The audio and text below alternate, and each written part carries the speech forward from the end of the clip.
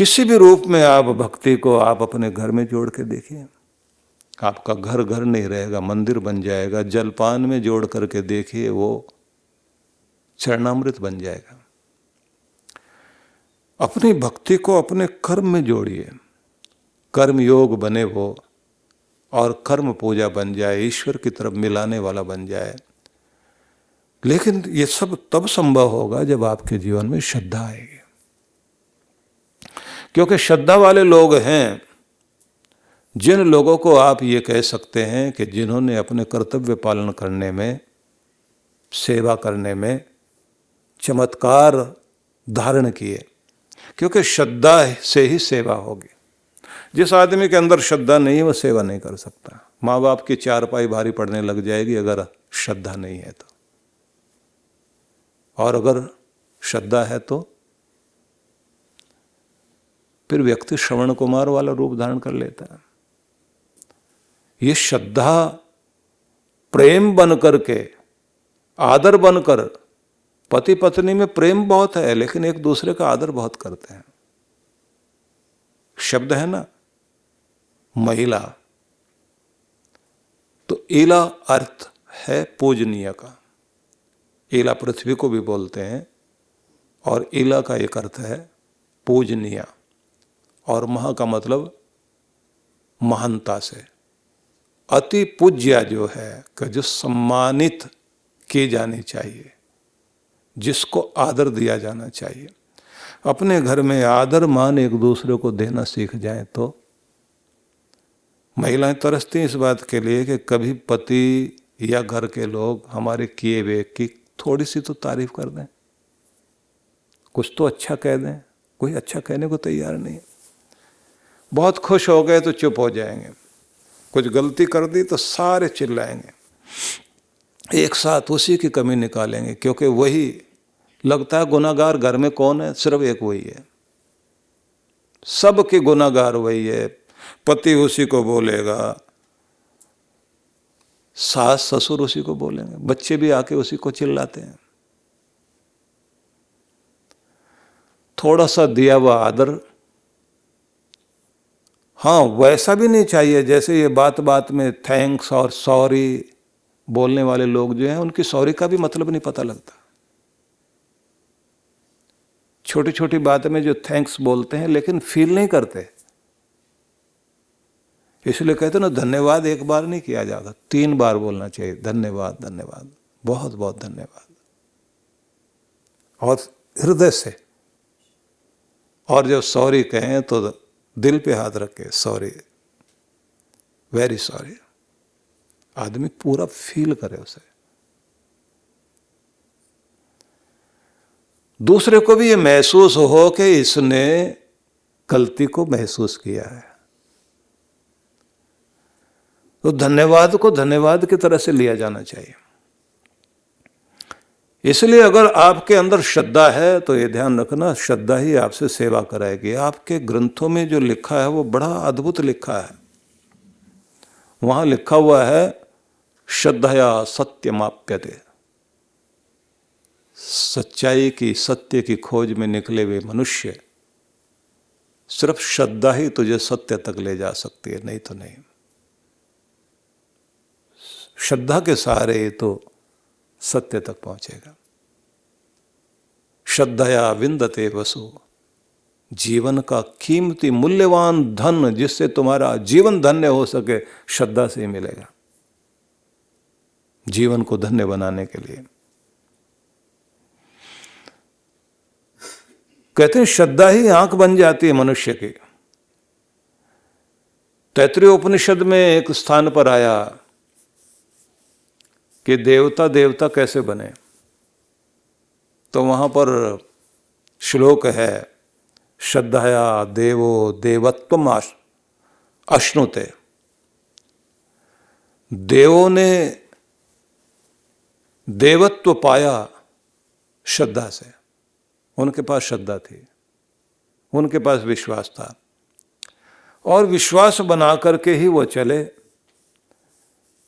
क्योंकि जिनके पास देवत्व है वो देने की भावना रखेंगे। इसलिए जो उपनिषदों में उदाहरण आता है कि प्रजापति ने अपने दोनों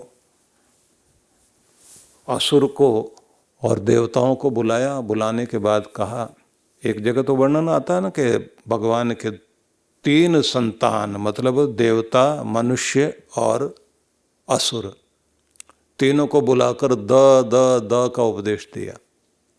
तो एक जगह उपनिषद में और वर्णन आता है कि जब प्रजापति भगवान बैठे हुए थे तो उनके पास में असुर लोग आ गए और उन्होंने आकर के कहा कि आप जो है देवताओं की बड़ी प्रशंसा करते हैं, उन्हें बहुत प्यार करते हैं और हमारे से आपका प्यार नहीं है, हमको हमेशा दूर रखते हो आप। तो उन्होंने कहा, भाई देखो, मेरे प्यार में कमी नहीं है, तुम्हारा व्यवहार गड़बड़ है। एक तो तुम नासमझ लोग हो। बोले हम लोग तो उनसे ज्यादा चतुर हैं। बोले चतुराई नहीं, तुम अपना भी बुरा करते हो, दूसरों का भी करते हो। न तुम्हें जीना आता, न जी पा रहे हो, न जीने दे रहे हो। और देवताओं में एक अच्छा गुण है, वो जीते भी हैं और जीने भी देते हैं, खुश रहते हैं, खुश रखते हैं, संतोष में रहेंगे, दूसरों को भी संतुष्ट करेंगे। अब ये कहते हैं कि महाराज आप हमारी भी तो परीक्षा लेके देखिए, कोई मौका देके देखिए, हम कितना बढ़िया करेंगे। भगवान ने कहा, अच्छा भोजन के लिए बैठो, तुम लोगों को मौका देते हैं। असुरों को बुलाया भोजन के लिए और वो कहानी बड़ी प्रसिद्ध है कि भगवान ने जैसे बुलाकर देवता असुरों को कहा कि भोजन के लिए तुम्हें मौका दिया जाता है, ये सारी चीज़ें हैं, मिल करके खाओ। तो उन्होंने कहा कि भाई व्यवस्था कर दीजिए आप। तो व्यवस्था ये की गई कि सामने जो है खाने पीने की सारी चीज़ें रख दी गई। जब सारी रख दी गई तो उसके बाद भगवान ने कहा कि अब एक शर्त है, बुद्धिमत्ता तुम्हारी इसी से दिखाई देगी, तुम्हारी कोहनी मुड़ेगी नहीं, हम इसको जाम कर रहे हैं। दूसरे ढंग से कहें कि कोई बांस की खपच्ची ऐसी कोई लकड़ी लगा दी होगी, बांध दिया होगा ऐसे, तो हाथ सीधा ऐसे ही जाए, मुड़े नहीं। और आदमी का अभ्यास ऐसा ही है, उसका हाथ मुड़ के अपने मुंह की तरफ आता है। और खुद खाने की प्रैक्टिस इतनी कमाल की है कि अंधेरे में भी अगर मूंगफली खाएगा तो सीधे मुंह में ही जाती है। इतनी बड़ी प्रैक्टिस है, एक भी दाना इधर उधर नहीं, निशाना पक्का। इतना निशाना तो किसी का होता ही नहीं। जो शार्प शूटर की बात करते हैं ना, तो वो असली वही है, लिया दाना ऐसे दिया और मुंह में जाता सीधा। उनको भी देखा जो साइकिल चलाते चलाते चने खा रहे हैं, ऐसे मारते हैं मुंह में और सीधा मुंह में जा रहा है, साइकिल भी चल रही है। इतनी प्रैक्टिस। अब हाथ बांध दिया तो हाथ मुड़े ही नहीं। भगवान ने कहा कि अब खाओ तुम लोग। अब खीर की कटोरी उठाई और ऐसे लेके गए और मुंह ऊपर से किया, ऐसे ऊपर से गिराए तो पूरे चेहरे पर खीर गिरे। दूसरा हंसे और वो कह के, हंसता क्यों है? बोले हाल देखो क्या बना रखा। अब इसने लात मारी, उसको दूर गिराया। अब मारपीट शुरू हो गई। एक ने लड्डू ऊपर से डाला, एक ने दाल डाली, किसी के नाक पर, किसी के चेहरे पर। और थोड़ी देर में वो लड़ते भिगड़ते हुए, उन्होंने खाया तो कुछ नहीं, सारे बर्तन फेंक दिए, एक दूसरे को लात वात मारी। उसके बाद में कहा रुको, ये हमारे साथ चालाकी हुई है। भगवान जो है परीक्षा नहीं ले रहे थे, हमको नीचा दिखा रहे थे। हर कोई हमको ही नीचा दिखाता है। अब हम उनको कहते हैं बुलाओ देवताओं को, देखते हैं वो क्या करते हैं। देवताओं को बुलाया गया और राक्षस बोले इनका भी वही हाल करना जैसे हमारा हो। भगवान ने कहा ठीक है। सबके सामने वैसे थाल रख दिए गए और सबको कहा गया सामने बैठ जाओ, और सबके हाथ जाम कर दिए गए।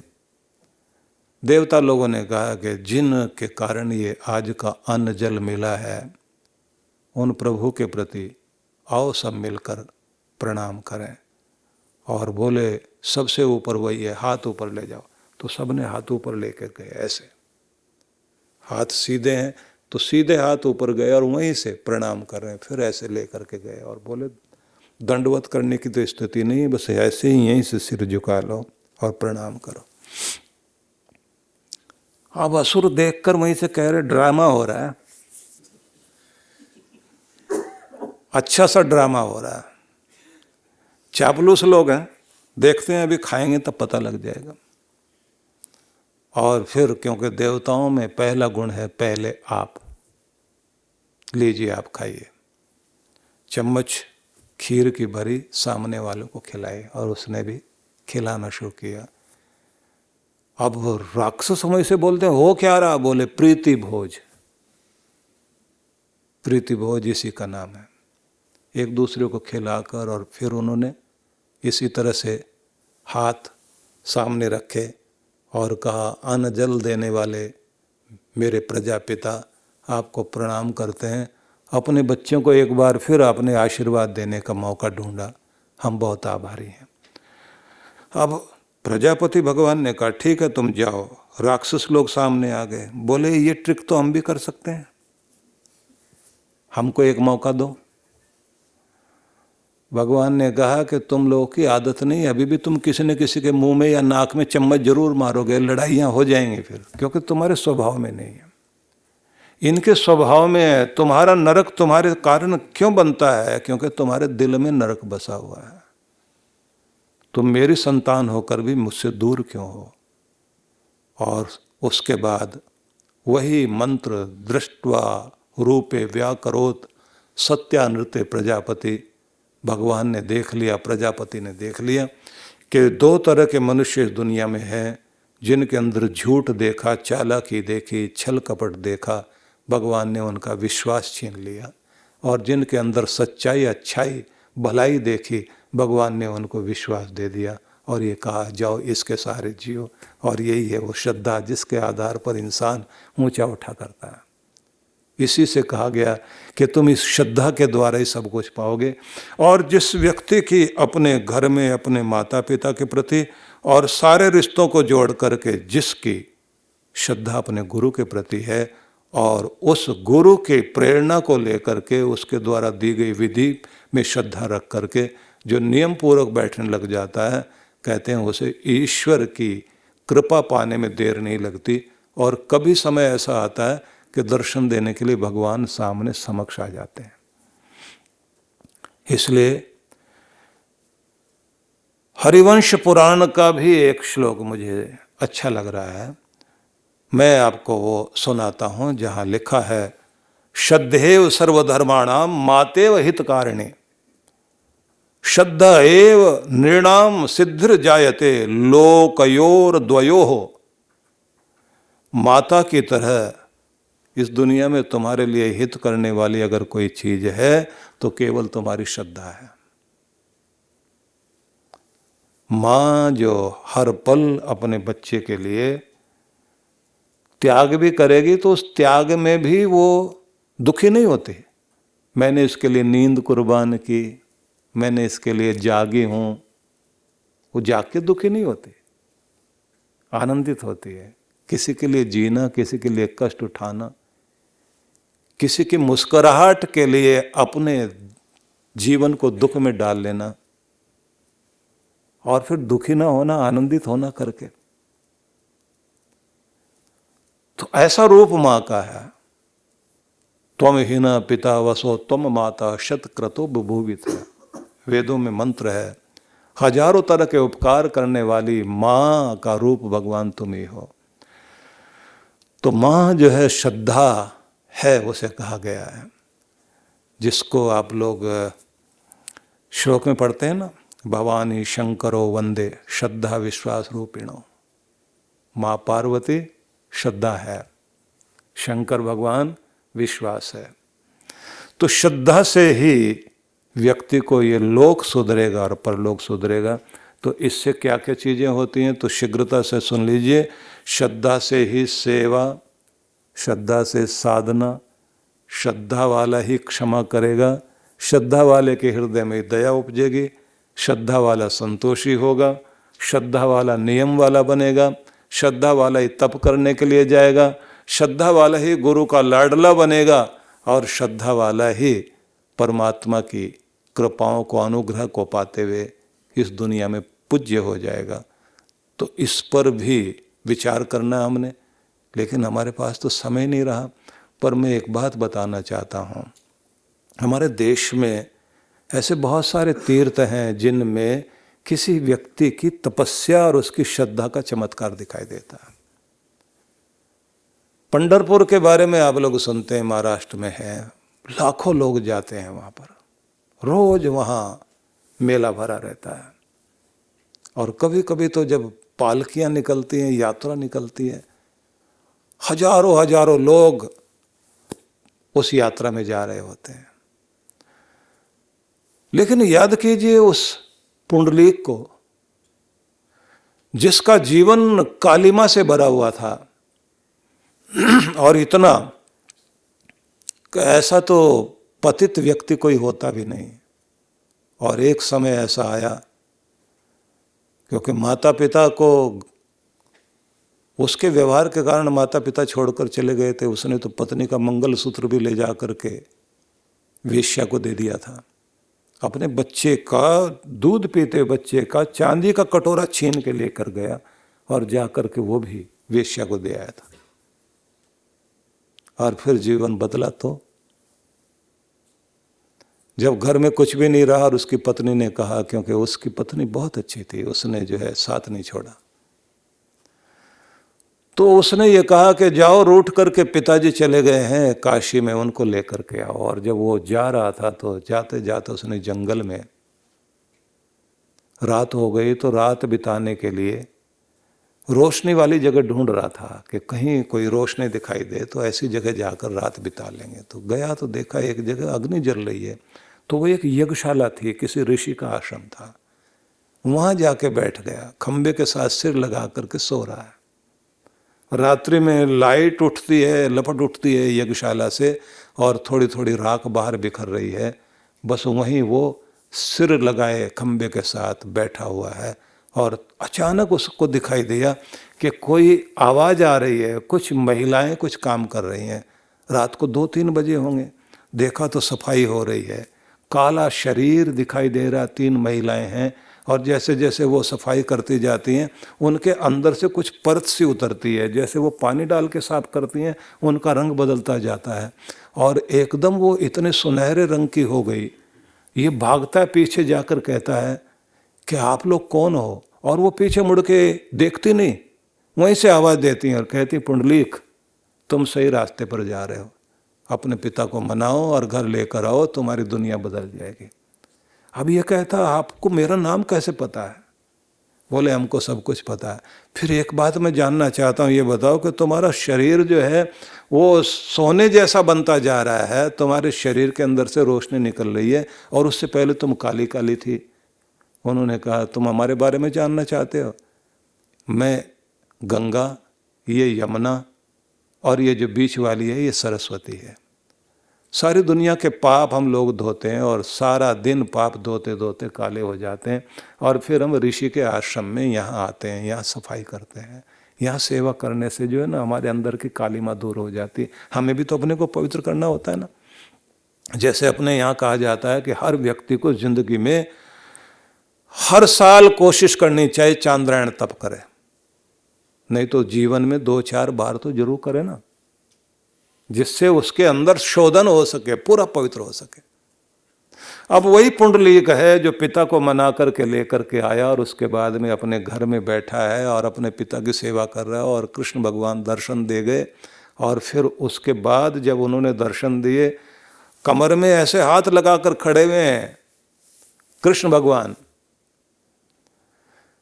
और कहते, तूने मुझे बुलाया, मैं आ गया हूं, तो मेरी सेवा कर, मुझे बता तो सही मैंने कहाँ खड़ा होना है। तो एक ईंट थी, उस पर कह दिया कि आप यहां खड़े हो जाओ। महाराष्ट्र में वीट बोलते हैं ईंट को। वीट पर जो खड़ा हुआ वो विट्ठल कृष्ण, कमर में हाथ रखे हुए। वो कहते हैं, बांसुरी बजाऊं? बोले, पिताजी सोए हैं, अभी बजा मत देना, नहीं तो जाग जाएंगे, उनकी सेवा से तो आए हो। उसके बाद वो कहते हैं, ये तो सो रहे हैं, मैं जाऊंगा। तो बोले, जा तो रहे, एक काम करना, पिताजी आपका नाम बहुत जपते हैं, उनको आपकी निशानी रह जाए तो अपनी मूर्ति छोड़ जाना। यहाँ वो मूर्ति वहाँ वैसी की वैसी है, कमर पे हाथ रखे वैसे, उसके दर्शन करने के लिए लोग जाते हैं। ये सेवा क्या क्या कर देती है आदमी के जीवन में। अगर श्रद्धा वाला व्यक्ति है तो क्या कुछ हो सकता है। सद्गुरु श्री सुधांशु जी महाराज द्वारा मानव सेवा को समर्पित संस्था विश्व जागृति मिशन वर्ष 1991 से धर्म, समाज एवं मानवता की सेवा में संलग्न है। यह संस्था 90 मंडलों, सेवा केंद्रों के माध्यम से न केवल भारत अपितु देश के बाहर अनेक देशों में सेवा के कार्य कर रही है। संस्था की स्थापना से लेकर अब तक विगत 30 वर्षों में जहां लोगों को सन्मार्ग पर प्रेरित करने के उद्देश्य से गुरुवर ने 7000 से अधिक प्रवचन दिए हैं, वहीं देश के राज्य की राजधानियों व प्रमुख नगरों में लगभग 40 आश्रम, 25 मंदिर, सत्संग भवन व ध्यान साधना केंद्रों का निर्माण हुआ है। दिल्ली में करुणा सिंधु धर्मार्थ अस्पताल एवं फरीदाबाद के आरोग्य धाम अस्पताल में लाखों जरूरतमंद रोगियों का उपचार व ऑपरेशन किया गया है।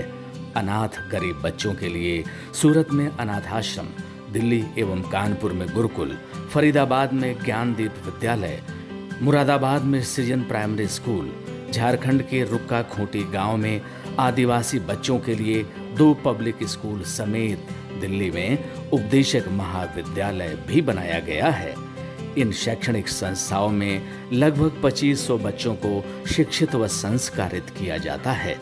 दिल्ली के आनंद धाम आश्रम में जहां वृद्धाश्रम एवं वानप्रस्थ संचालित हैं, वहीं आश्रम की कामधेनु गौशाला में 125 गौओं की सेवा की जाती है। कामधेनु गौशाला की तरह ही देश के प्रमुख नगरों में 7 अन्य गौशालाएं भी संचालित हैं। साथ ही पूजा पाठ, यज्ञ अनुष्ठान से लोगों में धार्मिक भावना जागृत की जाती है। ओम अग्नये सप्तजिह्वाय स्वाहा, ओम अग्नये हव्यवाहनाय स्वाहा, ओम अग्नये शोधनजाताय स्वाहा। गरीब जरूरतमंद महिलाओं को सक्षम बनाने के लिए जहां कई तरह के प्रशिक्षण दिए जाते हैं, वहीं गरीब कन्याओं के विवाह में सहयोग भी किया जाता है।